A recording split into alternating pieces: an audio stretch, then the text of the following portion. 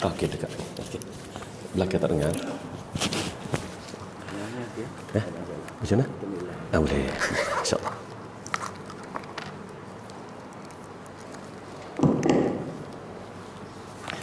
Assalamualaikum warahmatullahi wabarakatuh. A'udzubillahi minasyaitonirrajim. Bismillahirrahmanirrahim. Alhamdulillahilladzi hadana lihadza wa ma kunna linahtadiya laula an hadanallah. Allahumma shalli wa sallim ala sayyidil anbiya'i wal mursalin wa ala alihi wa sahbihi ajma'in. Rabbi shrah li sadri wa yassir li amri wahlul 'uqdatam min lisani yafqahu qawli wa ba'd. Datuk Pengurusi dan juga seluruh muslimin dan muslimat surau Al-Mizan yang dirahmati Allah dan dikasihi sekalian. Pada pagi ini giliran kitab Asy-Syama'ilul Muhammadiyah ataupun giliran sirah. Jadi kita cuba lihat beberapa hadis, bukan semua seluruh bab, daripada bab 3 bab rambut sampailah kepada celupan rambut Rasulullah sallallahu alaihi wasallam.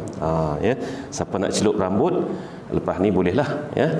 Tapi ada kaedah dia kan, ada kaedah dia. Tu dia. Okey.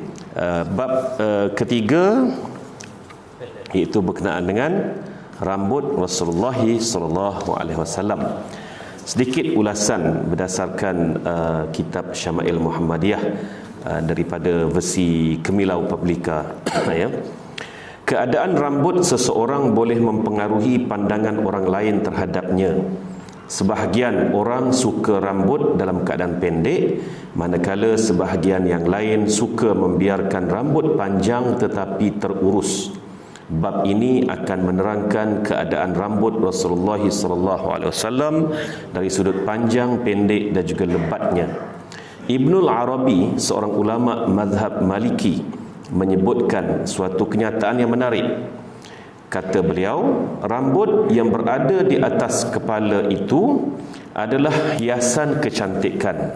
Meninggalkannya, yakni membiarkan ia berada di atas kepala, adalah suatu sunnah, manakala mencukurnya adalah suatu bid'ah. Ya. Jadi kalau kita tak ada rambut tu bab lain kan. Misal contohnya rambut tu setumpuk dia cukur semua, itu bab lain. Tapi kalau dia sengaja mencukurkan rambutnya sedangkan rambutnya memang ada, memang elok, itu yang persepsi saya zaman kecil dulu pun lagu tu lah.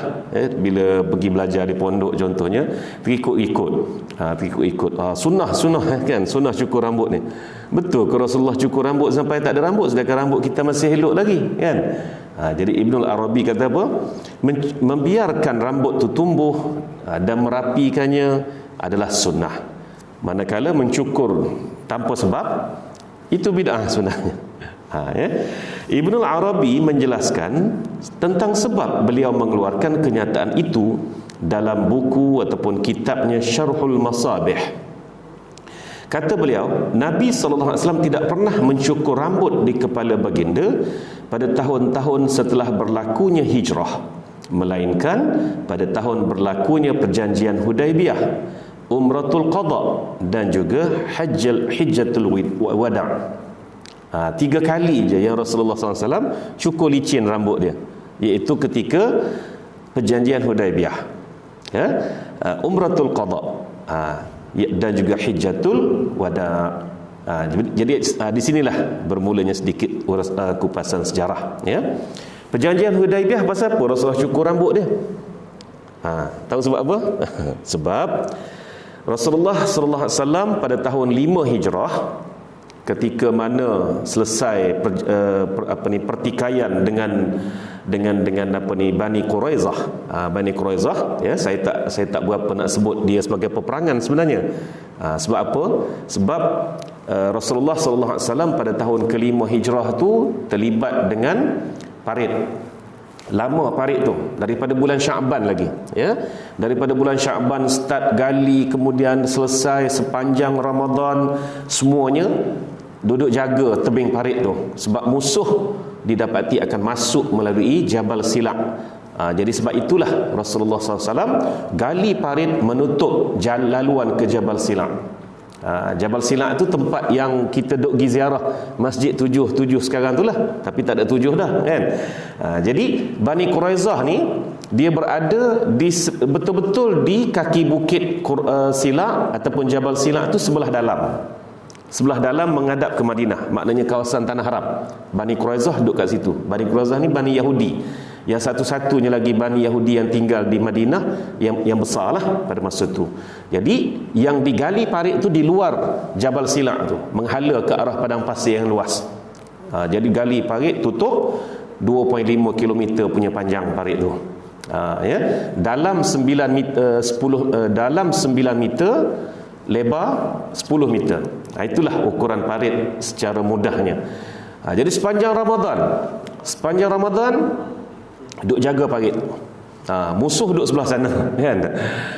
Masuk Syawal jaga lagi. Pertengahan Syawal tu marilah musuh. Okey, mari musuh, ringkaskan cerita, 40 hari 40 malam lebih duk jaga parit tebing sebelah sini, dan musuh pula tebing sebelah sana, sehingga Allah Subhanahu Wa Taala datangkan ribut yang menghapus dan menghancurkan barisan tentera Ahzab pada masa itu. Selesai peperangan Ahzab ataupun peperangan Khandaq, Rasulullah SAW pun balik ke Madinah, lalu ikut celah bukit Silat tu, lalu ikut kampung Bani Quraizah. Tak buat apa-apa. Walaupun Bani Quraizah pada masa itu telah menunjukkan hasad dan dengkinya kepada Rasulullah SAW dan juga tentera Islam. Balik sampai je Madinah, tiba seruan Allah Subhanahu Wa Taala suruh pergi balik ke Bani Quraizah. Nak buktinya bahawa Rasulullah SAW bukan berperang dengan Bani Quraizah tu kerana dia, tapi kerana Allah Subhanahu Wa Taala perintahkan. Jadi kepung Bani Quraizah 2 minggu, akhirnya Bani Quraizah mengalah dan dijatuhkan hukuman. Ringkas cerita. Baik, setelah Bani Quraizah kalah dan juga dihalau keluar dari Madinah, turunlah ayat-ayat berkenaan dengan kewajipan haji 5 hijrah. Maknanya daripada 1 hijrah sampai 5 hijrah tu belum pernah ada ibadah haji dan umrah di dalam syariat Nabi Muhammad SAW, ya. Kemudian turun ayat mana tu, itu panjang lagi dia punya perbahasan. Ada ulama kata ayat ni, tapi yang penting ayat pasal fardu haji. 5 hijrah turun. 6 hijrah baru Nabi isytiharkan untuk pergi ke Mekah mengerjakan umrah dan berihram di Bi'run Ali. Ya. Jadi setelah berihram di Bi'run Ali, sampailah ke Mekah, dihalang tak boleh nak masuk, sehingga Rasulullah SAW mengalah sampai ke hujung dah. Siapa-siapa biasa pergi Hudaibiyah ni dia tahulah kan, Hudaibiyah ni dah menghala ke Jeddah dah. Hujung sangat dah. Rasulullah kata di sinilah hentian kita. Kita tak boleh nak pergi dah tempat lain. Duduk sini. Duduk situ hampir 2 minggu juga duduk di situ, macam-macam pertikaian. Akhirnya orang Mekah minta jangan masuk Mekah tahun ni. Tolonglah, mari tahun depan. Mari tahun depan. Tahun ni jangan masuk dulu. Kalau masuk tahun ni, jatuhnya maruah kami. Drop my water face lah. Maknanya itu dia. Jadi Rasulullah SAW tak ada pilihan. Sebab apa? Sebab mereka sudah berihram. Jadi pada masa itu turunlah ayat yang berkenaan dengan fa in uhsirtum famastaysara minal hadi, ya. Sekiranya kamu terhalang, maka hendaklah kamu sembelih hadiu di situ maksudnya dam lah. Jadi dam apa kat situ? Dia panggil dam ihsar, dia panggil. Ambil daripada perkataan fa in uhsirtum.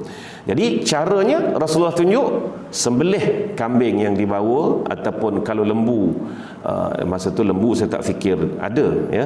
Dia adalah lumrahnya pada masa tu unta lah. Jadi unta 7 bahagian, 7 orang 1 ekor unta. Kalau kambing 1 orang 1 ekor kambing. Jadi sembelih, lepas sembelih cukur rambut. Jadi di situlah yang Rasulullah SAW cukur licin rambut dia kali pertama. Ini seperti mana Ibnu Arabi sebut. Kali kedua setahun berikutnya seperti mana dijanjikan, Rasulullah SAW pun pergi buat umratul qada nama dia. Sebab umrah tahun 6 tu tak jadi, maka dia qada tahun ke-7 juga pada bulan Zulqa'dah. Dan setelah habis umrah, ketika tahallul dengan licinkan rambut. 2. Okey. Yang ketiga ialah ketika haji perpisahan. Haji perpisahan iaitu 10 Zulhijjah tahun 10 Hijrah. Ya, tahun 10 Zulhijjah tahun 10 Hijrah, macam baru ni lah. Macam baru ni. Ya, tapi kita baru ni tak ada haji lah, 10,000 orang saja pergi haji kan. Jadi setelah melontar di Jamratul Aqabah, maka Nabi sallallahu alaihi wasallam, kita cerita gini supaya nampak sikit. Dari Arafah menjelang maghrib, Nabi bergerak menuju ke Mina, ini ke Muzdalifah. Bermalam di Muzdalifah, selepas subuh di Muzdalifah 10 Zulhijjah tu Nabi bergerak menuju ke Jamratul Aqabah. Sampai di Jamratul Aqabah waktunya waktu duha. Sebab itulah waktu duha itu orang duk kejar belaka, ya. Nak afdal waktu melontar Jamratul Aqabah bermula pada waktu duha, ya. Tapi nak melontar selepas tengah malam tu pun tak kisah, ya. Sah, waktu tu sah. Cuma afdalnya ialah waktu duha 10 Zulhijjah. Selepas melontar di Jamratul Aqabah, ataupun sekarang ni dikenali sebagai Jamratul Kubra, Nabi pun menuju ke kumpulan unta-unta yang Nabi sudah beli dengan duit Nabi sendiri. Nabi sembelih unta-unta tu tadi, sampailah unta ke yang 63. Unta ke 63. Nabi holor pisau tu, ataupun apa istilah, golok ke parang ke tak kira lah, ya, kepada Sayyidina Ali. Ali sudah kan, Nabi korban 100 ekor unta tahun tu, ya, tapi Nabi sembelih hanya 63. 64 sampai 100 Nabi bagi dekat Sayyidina Ali. Jadi sementara Sayyidina Ali sedang sedang sembelih tu, Nabi panggil tukang cukur dia, cukur licin rambut dia kali ketiga, ya. Jadi selepas pada bercukur, Nabi pun mandi manda, bersuci, tukar pakaian. Sebab itulah kita selepas daripada tahlul awal, itu namanya tahlul awal, kita tidak lagi memakai pakaian ihram, kita pakai baju biasa. Itulah ambilnya sebenarnya, ya. Jadi tuan-tuan, sementara Nabi mandi manda dan juga bertukar pakaian tadi, unta pertama yang Nabi sembelih tu sudah pun masuk kawah, tuan-tuan. Masuk kawah. Dan selesai Nabi tukar pakaian, Nabi hirup kuah daripada unta pertama tadi tu, lalu bergerak berjalan menuju ke Mekah untuk tawaf haji. Jadi Nabi pun selesai tawaf di Mekah pada pagi 10 Zulhijjah. Itulah aturan haji mengikut Rasulullah sallallahu alaihi wasallam, ya. Jadi bersempena dengan bab kita ni, bab cukur rambut ni, itulah dia. Kalau cukur licin tak ada pasal-pasal itu, maknanya tidaklah menjadi sunnah Nabi SAW. Sebaliknya menyimpan rambut dengan elok, dengan rapi, itu sunnah Nabi SAW. Jadi 3 kali je Nabi cukur rambut ni, ya. Okey. Bahkan baginda tidak pernah memendekkannya, melainkan sekali, seperti mana yang telah disebutkan dalam Sahih Al-Bukhari dan Sahih Muslim. Itu panjang lagi perbahasan dia. Telah terdapat pelbagai riwayat yang menceritakan keadaan rambut Rasulullah SAW, maka rujuklah kepada kedua kitab besar itu, katanya Imam Ibn Al-Arabi. Baik tuan-tuan, saya nak ambil beberapa hadis dalam bab ni. Betul ke rambut Rasulullah ni panjang sampai ke belikat, sampai ke punggung maknanya, ya. Jadi kita tengoklah beberapa hadis kat sini. Baik, hadis daripada Ali ibni Hijr ibni Ismail, daripada Ismail ibni Ibrahim, daripada Humaid bin Anas, daripada Anas bin Malik radhiyallahu anhu, katanya kana sya'ru Rasulullah sallallahu alaihi wasallam ila ansafi uzunaihi, ya. Rambut Rasulullah SAW itu melebihi kedua-dua daun telinganya. Maknanya sekadar melebihi dua-dua daun telinganya. Daun telinga ni lebih pada ni sikit. Itu je. Pendek panjang? Pendek panjang? Pendek sebenarnya. Tak adalah sampai panjang sampai ke atas belikat, tak ada. Sekadar melebihi daripada daun telinga. Gitu. Seterusnya hadis daripada Imam Tirmizi juga, daripada Hisham bin Urwah, daripada bapanya Urwah ibni Zubair radhiyallahu anhu, ya, daripada Aisyah radhiyallahu anha, ya. Ini dia, Hisham bin Urwah bin Zubair ibn al-Awwam, daripada bapanya dan juga daripada Aisyah. Kuntu aghtasilu ana wa Rasulullah sallallahu alaihi wasallam min ina'in wahid wa kana lahu sya'run fawqal jumah wa dunal wafrah. Kata Aisyah, aku dan Rasulullah SAW mandi bersama dalam satu bekas. Ada orang tanya, sunnah mandi bersama ni macam mana Ustaz? Ya, apa salah mandi bersama? Mandi bersama.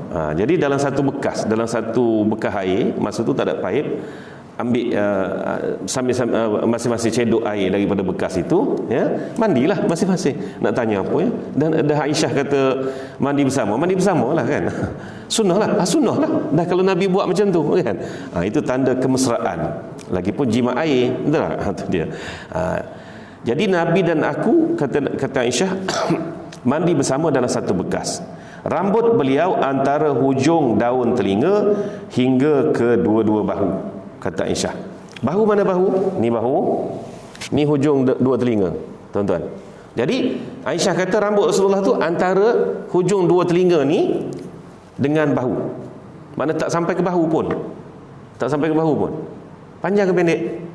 Kategori pendek lagi tu, kan? Ini dia nak memperbetulkan persepsi aduk kata Rasulullah rambut panjang dan sebagainya tu kan. Jadi panjangnya sekadar itulah, antara dua telinga ni dengan bahu. Jadi tengah-tengah ni. Okey. Jadi tuan-tuan, secara ringkasnya saya ambil setakat itulah, ya. Sebab hadis dalam bab ni pun panjang, ya. Hadis dalam bab ni pun panjang. Cuma saya minta tuan-tuan baca sampai sudah. Jadi saya ambil yang dua basic sahaja. Itulah rambut Rasulullah SAW. Dan ada juga daripada Anas bin Malik dalam bab ini yang mengatakan rambut Rasulullah itu mencecah bahu. Jadi kalau sekadar mencecah bahu, dia bukan panjang lagi sebenarnya, dia sederhana, ya. Dan memanglah pengalaman saya duduk di negara Arab pun, kita yang jenis tak pernah simpan rambut pendek. Sebab saya ni anak cikgu disiplin, kan? Mana pernah simpan rambut panjang, mesti rambut pendek punya. Jadi hidup dengan tak selesa kalau rambut panjang. Tapi bila sampai di Mesir dulu, musim sejuk, automatik dia tersimpan. Sebab nak halang sejuk sebenarnya. Ni kalau sejuk atas belakang tengkuk ni, alamak kita batuknya apanya macam-macam harilah. Jadi kita boleh bayang sebenarnya kenapa yang ada kalanya Rasulullah tu sampai cecah bahu dan sebagainya. Sebab negara memang begitu memerlunya, ya. Jadi simpan rambut panjang tu bukanlah seperti mana kita bayang, sampai ke atas belikat lah apa, tak pernah sampai ke tahap itu. Jadi bacalah bab ini untuk seterusnya. Boleh tuan-tuan? Okey. Ya.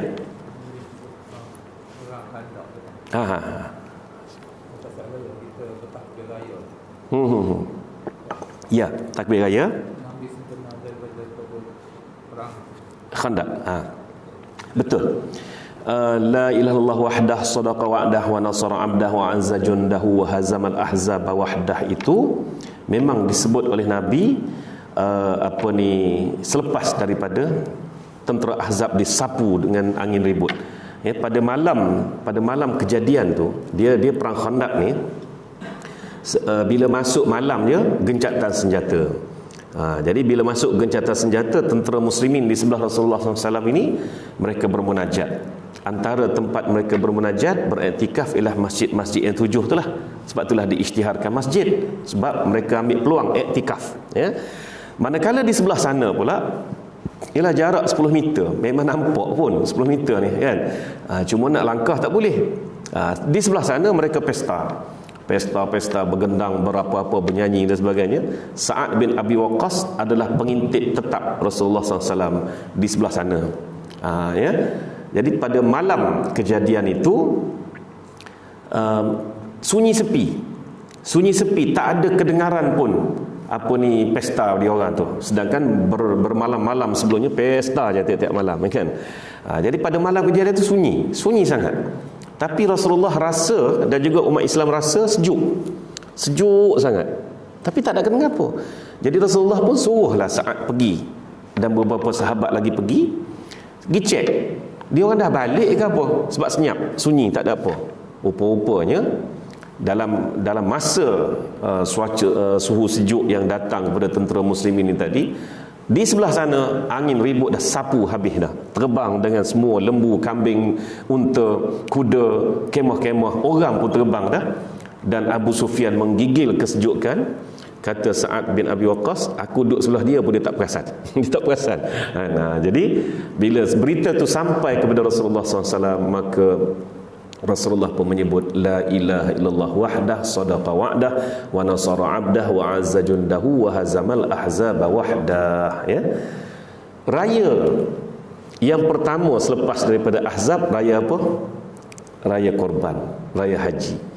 Di situlah Rasulullah SAW mengulang takbir raya itu first time, buat kali pertama, dengan kata-kata la ilaha illallah wahdah tadi itu. Jadi memang betul lah, kalau takbir raya tu ada sempena daripada kemenangan dalam perang Khandaq tu, betul lah, mengikut sirahnya begitu, ya. Jadi dah kita tahu dah sejarah takbir raya tu macam tu. Janganlah duk buat takbir raya tu nada tangkap leleh pula, kan? Duk sedih, la ilaha illallah. Biarlah bersemangat, la ilaha illallah wahdah sadaqa wa'dah wa nasara 'abdah, ya. Saya ingat pengalaman saya dengan orang Arab ni, masa di Mesir dululah, kan. Dia ada tukang ni, orang kata apa, Tok Jora ni. Tok Jora dia ada pula. Dah lah kita semayang tu di padang pasir, tuan-tuan, di padang pasir. Dia tutup masjid semayang raya ni. Semayang raya di padang pasir. Lepas tu bila dah nak tunggu kepada semayang tadi tu, biasalah dah sejuk di pagi dan sebagainya ni, dah senyap macam kita lah, takbir tu senyap, akan bangun pula, la ilaha illallah wahdah sadaqa wa'dah wa nasara 'abdah. Siap dia kata tu, dia beri semangat pula, hari ni hari kemenangan, kenapa kita takbir dengan lemah hari ni? Akak naik semangat semua. Kata, lagu ni orang sini raya first time dengar. Kata kita kan kalau raya ni disiplin je dah. Jadi pakai tu imam je dengan pegang speaker seorang dengan mikrofon, dia ada tukang Tok Jora pula, bukan seorang, 2-3 orang nak suruh naik semangat. Kita pun naik semangat lah. First time berhari raya, semayang raya dengan orang Arab di padang pasir masa tu. Jadi tolong semangat masa takbir raya, tolong semangat. Jangan duk main sampai ke ada orang menangis. Setiap kali raya mestilah ada drama pun menangis, takbir pun menangis. Apa benda tu kan. Okey, kritik sikit lah. Lama lagi raya. Lagi berapa bulan lagi? Lagi 9 bulan lagi nak raya. Raya Aidilfitri. Itu dah memang sejarah dia, ya. Baik, bab keempat. Bab keempat, cara Rasulullah SAW merapikan rambut. Disebut dalam beberapa huraian kitab Syama'il Muhammadiyah ni, Rasulullah SAW sebelum daripada menjadi Nabi suka ikut orang-orang Nasrani, iaitu cara rambut ni dibiarkan terurai begitu, sedangkan orang-orang Quraisy dia suka sikat dan minyakkan rambut. Ya. Jadi sebelum daripada Nabi terima risalah, Nabi biarkan rambut tu terurai begitu. Pasal apa? Pasal orang-orang Nasrani ini kan orang-orang ahlul kitab yang telah menerima kitabullah, sedangkan orang-orang Quraisy musyrikin ini penyembah berhala. Jadi Nabi nak kontra dengan penyembah berhala tadi. So Nabi pun biarkan rambut baginda tu terurai begitu. Terurai begitu, ya.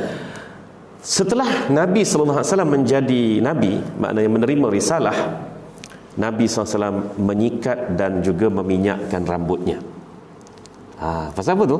Pasal, tuan-tuan, Islam suruh semat. Risalah Islam ni suruh semat, bukan suruh serabai, tuan-tuan. Jadi sekarang apa yang Nabi buat selepas risalah itu adalah Islam, tak ada kaitan pun dengan musyrikin dulu, tak ada kaitan, dan tak ada kaitan juga dengan Nasrani. Tak ada kaitan. Inilah Islam sebenarnya. Jadi tuan-tuan, sila pastikan rambut kita, orang lelaki ni sentiasa tersikat dengan kemas, kerana inilah sebenarnya gaya orang Islam. Ada orang tanya saya, orang lama BTN dululah, masa dalam BTN dulu, masih bersahabat baik lagi sampai sekarang ni. Dia tanya saya, apa kedudukan misai sebenarnya Ustaz, dia kata. Jadi saya pun ya juga ya. Apa kedudukan misai dan janggut ni? Betul ke? Janggut jaga, misai buang. Maka mudahnya tuan-tuan, saya pun carilah hadis lebih kurang sikit nak mengesahkan. Selama ni kita duk cerita pasal sunnah ini dan sebagainya. Baik, dalam riwayat Muslim daripada hadis Abu Hurairah radhiyallahu anhu daripada Nabi sallallahu alaihi wasallam, baginda bersabda, potonglah misai dan biarkanlah janggut, iaitu janggut membuatkan kita berbeza dengan orang-orang Majusi. Ini satu hadis yang saya ambil daripada Sahih Muslim, riwayat Abu Hurairah. Banyak lagi sebenarnya hadis berkenaan dengan janggut ini tadi.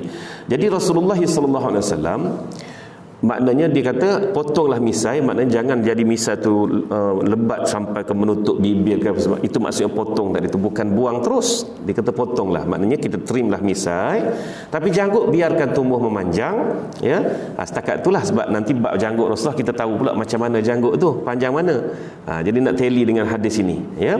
Jadi hadis-hadis ini cukup untuk membuatkan kita tahu bahawa janggut biarkan lebat, manakala misai tak perlu lebat, sekadar ada saja. Jadi trimlah misai itu tadi, ya. Itulah kalau nak tahu secara mudahnya gaya penampilan Islam. Rambut tersikat rapi, ya, maknanya tidaklah kata terserabai begitu, dan juga misai pula nipis-nipis saja, dan janggut biarkan lebat. Sekadar yang kita mampu, ya, sekadar yang kita mampulah. Sebab orang Arab pastilah lebih lebat daripada kita orang Melayu ni. Gitu. Jadi kalaulah misal kata nampak hadis ini, kita pun terus carilah minyak-minyak apa dan sebagainya tu, itu tidak jadi sunnah pula, sunnah tuan-tuan. Tak jadi sunnah. Sebab janggut itu kenapa dipaksa tumbuh, ya? Kenapa dipaksa tumbuh? Tapi kalau dah tumbuh, maka sunnah disimpan pula macam tu. Kan? Ini dak. Bila kita ni, Allah, aku tak ada janggut ni, kan? Tak ada janggut aku ni, tak boleh ni, nak suruh simpan janggut. Terpaksa sengaja pergi cari minyak ataupun ubat yang boleh melebatkan janggut. Itu bukan sunnah perbuatan tu. Perbuatan memaksa tu. Okey. Tapi kalau dah dia pakai takdirnya setahun lepas dia pakai tu lebat sungguh. Sunnahnya simpanlah pula. Sebab dah tumbuh. Gitu pula, kan? Itu cara sebenarnya. Sebab tu kalau orang tanya secara sepintas lalu, nak jawab tu susah. Dalam kuliah ni bolehlah kita beritahu, ya. Mana peringkat yang sunnah, yang tak sunnah dan sebagainya. Biarkan, maknanya kalau kita sekadar ni saja yang ada, okey, simpan sekadar ni. Pernah juga saya tak cukur janggut saya ni sampai setahun. Dekat-dekat lah, tak sampai setahun juga. Nak tengok sejauh mana dia boleh tumbuh. Tak tumbuh setakat ni kan, pada ni lah. Tak payahlah nak paksa sampai ke tahap nak juga aku ni biar lebat macam Rasulullah SAW. Tak perlu. Tak perlu gitu. Ada, simpan. Kalau tak ada, nak buat macam mana? Itu maksudnya, ya. Okey. Cara Rasulullah menyikat rambut, ya. Pertama sekali, betulkah Rasulullah ni pernah menyikat rambut? Maka sekali lagi kita merujuk kepada hadis Malik bin Anas daripada Hisham bin Urwah daripada bapanya Abdullah Az-Zubair, bahawa Aisyah radhiyallahu anha beritahu, kuntu urajjilu ra'sa Rasulillah sallallahu alaihi wasallam wa ana haid. Aku pernah menyisir rambut Rasulullah SAW sedangkan aku dalam tempoh haid. Jadi sekarang ada dua perkara dalam hadis ni. Perkara pertama, memang betul Rasulullah menyikat rambut. Bahkan salah satu cara Rasulullah bermanja dengan Aisyah ialah biarkan Aisyah menyikat rambut Rasulullah SAW. Jadi balik ni pakat biar je. Mak-mak kita datin-datin ke apa ke, Puan Seri ke, sikat rambut ni, kan? Dia kata guana pulak ni dah. Nak ikut sunnah Rasulullah dengan Aisyah lah, kan? Tu dia. Jadi sabit dekat situ Rasulullah memang sikat rambut. Yang kedua, hadis ni juga membawa kita faham bahawa isteri dalam haid tidak ada sebarang sekatan. Sebab orang-orang Arab Quraisy pada masa tu, isteri haid ni umpama najis, duduk jauh. Duduk jauh, tak boleh duduk berdekat dan sebagainya. Sedangkan Rasulullah SAW pernah minum satu gelas bergilir dengan Aisyah, ya, nak tunjuk bahawa isteri dalam haid tidak kotor, tidak najis. Jadi hadis-hadis ini berkait juga dengan hadis itu. Aisyah beritahu bahawa kami minum daripada gelas yang sama. Rasulullah sengaja pergi minum dekat tu, dekat bibir, kesan bibir Aisyah tu tadi tu, menunjukkan bahawa dia tidak najis ketika dia dalam haid. Satu lagi, orang Arab masak daging bukan macam kita. Dia masak daging sekeping besar-besar, kan? Sekeping besar-besar. Jadi ketika dia makan dengan Aisyah, ada dalam kitab Syama'il Muhammadiyah ni juga, ketika dia makan dengan Aisyah, dia gigit daging sekeping tu, letak balik, dia makanlah roti. Jadi Rasulullah sengaja ambil bahagian ambil daging tu, bila tiba giliran dia gigit tadi tu, dia gigit tempat Aisyah gigit. Tu dia. Jadi hadis ini berkait dengan itu juga. Nak beritahu bahawa tidak ada sebarang kekotoran, kenajisan pada diri seorang wanita ketika dia dalam haid, tuan-tuan. Itu dia. Berkait kan. Walaupun hadis ni ringkas aja, tapi sebenarnya membawa kepada situ, nak bagi faham, ya. Okey. Seterusnya, dalam hadis daripada Anas bin Malik radhiyallahu anhu, kana Rasulullah sallallahu alaihi wasallam yuksiru dahna ra'sihi wa tasriha lihyatihi wa yuksiru al-qina'a hatta ka'anna thawbahu thawbaz zayyat, ya. Saubuz zayyat. Rasulullah SAW sering memakai minyak yang banyak pada rambutnya, merapikan janggutnya dan memakai penutup kepala sehingga pakaian beliau kelihatan seperti pakaian penjual minyak, tuan-tuan, ya. Macam mana ni pakaian penjual minyak? Orang jual minyak ni kan dia nak jaga tubuh dia daripada minyak tadi tu, satu, kemudian panas. Jual minyak ni panas, di tengah negara panas pula. Maka sebab itulah penjual minyak dia menutup kepala dia dan juga muka dia dan sebagainya, dia macam berkelubung lah, macam berkelubung gitu. Jadi itulah gaya Rasulullah SAW berpakaian, bukan pakai kepiah, dia pakai kelubung begitu, tuan-tuan. Dan rambutnya diminyakkan. Diminyakkan. Jadi sunnah memakai minyak rambut. Sunnah, tuan-tuan, ya. Itu satu kita ambil. Dan juga merapikan janggut. Dah ada janggut, jangan dibiarkan berserabai. Rapikan janggut, termasuk meminyak,kan juga janggut tu tadi. Ini cara pemakaian Rasulullah sallallahu alaihi wasallam. Dan seterusnya, hadis berkenaan dengan rambut ni juga, ya.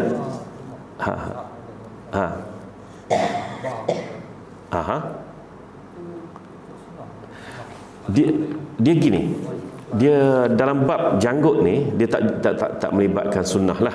Dia tak melibatkan mazhab, Jadi sunnah Rasulullahnya memang membiarkan janggutnya panjang. Okey, membiarkan panjang tu satu sunnah. Tapi rapi, bukannya biar tu berserabai. Kita nak letak macam mana tu, kan? Jadi kalau mereka tu jenis janggutnya panjang, jenis satu kaum, satu bangsa tu memang janggutnya tu panjang sangat. Dah, okey, panjangkan, terbuka sampai jadi terbuka gitu. Ya, bukan kita ni orang Melayu ni, kalau kita tengok dia janggut dia macam menurun, kan? Dia bukan terbuka begitu, kan? Ya, jebeng, orang Kelantan panggil jebeng, ada. Jadi tak kira lah kalau dah dia tu jenis terbuka begitu, okey, memang gitu dah bangsa dia. Syarat rapikan tu sunnah. Ya. Jadi ini tidak melibatkan mazhab lah sebenarnya, ya. Melibatkan soal amalan dengan sunnah ke tidak. Jadi jawapannya sunnah. Jadi kadar mana janggut seseorang itu terpulang kepada diri dia. Kalau kita dah janggut jenis menurun ke bawah, okey, cuba rapi secara menurun ke bawah. Tapi kalaulah misal kata sampai ujung, sampai ke pusat, sampai ke apa tu, saya tak jumpa Rasulullah simpan janggut sampai gitu sekali. Mana tidak sunnah lah sampai ke tahap itu. Mana ada benda yang pada peringkatnya dipotong janggut tadi dengan konteks dirapikan, sehingga Rasulullah SAW sentiasa dilihat diri dia rapi dengan penampilan janggutnya tadi. Gitu, ya. Baik. Seterusnya, okey, kita saya ingat itulah uban, ya. Uban Rasulullah SAW ni secara ringkasnya, Nabi juga beruban, bukan tak beruban. Tapi semasa Nabi wafat itu tadi tu, Nabi wafat hanya tak sampai 20 helai uban yang ada di atas, dia panggil apa, pelipis ni, atas ni Rasulullah SAW. Ini ada dalam bab yang kelima ni tadi. Jadi uban Rasulullah ada, bukan tak ada, tapi tak sampai 20 helai pun pada hari dia wafat tadi itu, dibilang oleh Aisyah dan juga oleh Anas dan beberapa sahabat lagi yang sempat melihat dan membilang uban ni tadi. Tandanya Rasulullah ni jenis orang tahan tubuh, orang sehat. Itu salah satu tanda bila bila uban tu tak ada sampai tahap tu, ya. Namun daripada bicara pasal uban ini membabitkan, adakah Rasulullah SAW pernah dia punya warnakan rambut dia, dye rambut dia? Pernah atau tidak? Jawapannya ada dalam bab yang kelima itu, ya, Rasulullah juga pernah dye rambut dia. Okey. Kalau apa? Baik, saya baca sikit ulasan dalam bab celupan rambut Rasulullah SAW. Celupan yang dimaksudkan di dalam bab ini ialah bahan yang digunakan untuk mewarna rambut seperti inai, katam dan bahan-bahan lain. Menurut mazhab Asy-Syafi'i, mewarna rambut dengan warna hitam adalah haram. Sebab ini dihurai dalam kitab huraian Syama'il Muhammadiyah oleh Maulana Muhammad Zakaria. Dia kata sebab orang hitamkan semula rambutnya itu memang niat dia tak ada lain, niat nak melawa gitu kan. Niat nak melawa, nak tunjuk muda, nak mengorak lah, senang cerita kan. Tapi Rasulullah SAW pernah dalam perang Uhud menyuruh sahabat yang dah beruban tu dye rambut hitam. Macam mana? Itu dalam suasana peperangan. Bila berperang tadi tu nak tunjuk semua sihat, bertenaga, muda-muda belaka. Dalam perang lain dengan dalam keadaan biasa. Bahkan dalam perang harus hentakkan kaki ketika berjalan, berkawat harus. Ya. Tapi dalam keadaan biasa, walaupun dia ni seorang general, walaupun seorang komando, bila dia duduk biasa nak mari surau hentak kaki jadi haram. Jadi haram pula. Tapi bila dia masuk camp dia dengan latihan dia harus. Berbeza. Jadi oleh itu, apakah warna rambut yang dibenarkan yang Rasulullah guna? Warnanya ialah seperti warna inai. Warna apa? Warna merah. Sebab itulah Tok Guru kita Tan Sri, ingat lagi tak? Warna rambut dia merah. Ustaz almarhum Ustaz Osman Muhammadi, siapa ingat? Ya tak? Rambut dia merah. Sebab dia memang guna inai. Saya pernah berseluruh dengan dia masa dia pergi melawat student-student di Mesir, ada seminar dulu, dan dia cerita bab Syama'il Muhammadiyah. Kita bergurau nak ilmu lah, nak tanya, kata sebenarnya ustaz buat macam mana, ustaz gini-gini. Dia kata cuba rujuk dalam kitab Syama'il Muhammadiyah. Sebab itulah almarhum Ustaz Muhammad Osman Muhammadi, dia memang rambut dia dye warna merah. Memang itu sunnahnya. Ya. Jadi kita nak tutup uban sikit-sikit boleh lah, ya tuan-tuan, guna color inai itu tadi, dan juga katam. Katam ni sejenis bunga gitu yang memang keluarnya pun macam inai itu jugalah. Manakala mewarnakan rambut dengan warna selain hitam adalah sunnah. Jadi walaupun disebut selain dekat situ, janganlah kita biru hijau, tak boleh lah. Jadi warna selain di situ ialah warna katam dengan warna inai, sunnah, ya. Pendapat dalam mazhab Syafi'i ini juga menghujahkan pelbagai dalil yang sahih, terutamanya hadis yang terdapat dalam kitab Sahih Muslim. Jabir meriwayatkan bahawa apabila Abu Quhafah datang menemui Rasulullah SAW dalam keadaan rambut seperti pohon as-saghamah, yang pohon yang bunganya dan buahnya berwarna putih, maka Rasulullah SAW menegurnya. Abu Quhafah ni siapa? Ayah kepada Abu Bakar, umur cukup panjang. Ni kalau ada orang tanya pasal berdiri untuk menghormati seseorang ni, Rasulullah SAW ketika mana dia ambil kota Mekah pada tahun 8 Hijrah, Abu Quhafah belum lagi Muslim, belum mukmin. Jadi Abu Bakar pun pergi rumah Abu Quhafah. Dia kata, ayah ni status ni macam mana? Masih kekal dengan pendirian agama Quraisy lagi kah? Ya? Maka katanya Abu Quhafah, bawa aku jumpa Muhammad. Jadi Muhammad tu masa tu cucu dia lah, cucu menantu dia kiranya. Maka Abu Bakar pun papahlah ayah dia yang dah buta dan dah tua tu tadi, pergi jumpa Rasulullah. Masa tu Rasulullah baru sudah bersihkan Kaabah, bersandar di Kaabah. Tengok Abu Quhafah mari, Rasulullah pun bingkah bangun cepat-cepat, pergi tolong pimpin juga Abu Quhafah, ya. Dan kata Rasulullah, pasal apa Abu Bakar mau mari dia sini? Aku pergi rumah dia nak mari, katanya Abu Bakar, dia tak sabar nak jumpa kamu. Maka Rasulullah pun bawa dia ke tepi Kaabah, mendudukkan dia di tepi Kaabah, ya. Dan Itulah nak ceritanya cara Rasulullah menghormati orang lebih tua pada dia, walaupun dia ni Rasulullah, ya. Dan dia ambil pula kain atas bahu dia ni, kain ridak yang selalu ada atas bahu dia ni, hampa suruh Abu Quhafah duduk. Sebab kena ingat masa tu Abu Quhafah adalah datuk dia, datuk Rasulullah SAW, sebab datuk Aisyah kan. Maka pada masa inilah Rasulullah SAW pun sebut kepada Abu Quhafah, dia kata, tukarlah ini dengan sesuatu, tetapi jauhilah warna hitam. Jadi rambut Abu Quhafah tu putih semua dah. Seperti mana pokok as-saghamah. Pokok as-saghamah ni bunga dia tu putih katanya. Macam mana saya pun tak pasti macam mana as-saghamah, tak pernah tengok, ya, cuma ada dalam kitab ni saja. Tukarlah pada warna selain daripada warna hitam. Jadi maksudnya di situ warna al-katam, warna al-inai dan sebagainya ini, ya. Dan sebahagian pendapat mengatakan Rasulullah SAW tidak pernah mewarnakan rambut berdasarkan hadis riwayat Imam Muslim. Namun pendapat yang lebih kuat menyatakan bahawa Rasulullah SAW mewarnakan rambut tetapi tidak mewarnakan uban baginda. Ada juga pendapat mengatakan Rasulullah hanya mewarnakan rambut sekali-sekala sahaja. Wallahu a'lam. Itulah dalam bab ke-6, bab mewarnakan rambut, ya. Jadi tuan-tuan dan puan-puan muslimin sekalian rahmati Allah, harus ataupun sunnah di situ kita mewarnakan rambut, ya. Harus tu maknanya boleh, bukan haram. Harus dia punya lawan dia adalah haram. Jadi bila kita mewarnakan rambut, dia jadi sunnah Rasulullah SAW, tapi bukan kepada hitam, ya. Dia kepada warna inai itu tadi. Satunya bila kita inai dia jadi kukuh, ya, dan juga dia menutup inilah sebenarnya bila kita beruban tu tandanya kita ni dah menua sedikit dan tak berapa sihat. Jadi kita tutup, automatik di situ memberi semangat juga kepada kita untuk jadi sihat. Inilah antara hikmah kenapa Rasulullah SAW menggalakkan kita mewarnakan rambut, menutup dengan syarat selain daripada hitam. Wallahu a'lam, ya.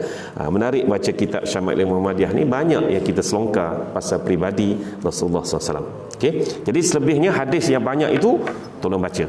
Tolong baca. Saya ambil part ringkas-ringkas gitu saja, ya. Jadi kita tangguh dulu kuliah kita setakat ini dengan tasbih kafarah dan juga suratul subhanakallah hamdika asyhadu an la ilaha illa anta bismillahirrahmanirrahim wal 'asri innal insana lafi khusr illa alladziina amanu wa 'amilus solihati wa tawassaw bil haqqi wa tawassaw bis sabr. Sadaqallahul azim. Wabillahi taufiq wal hidayah. Wassalamualaikum warahmatullahi wabarakatuh.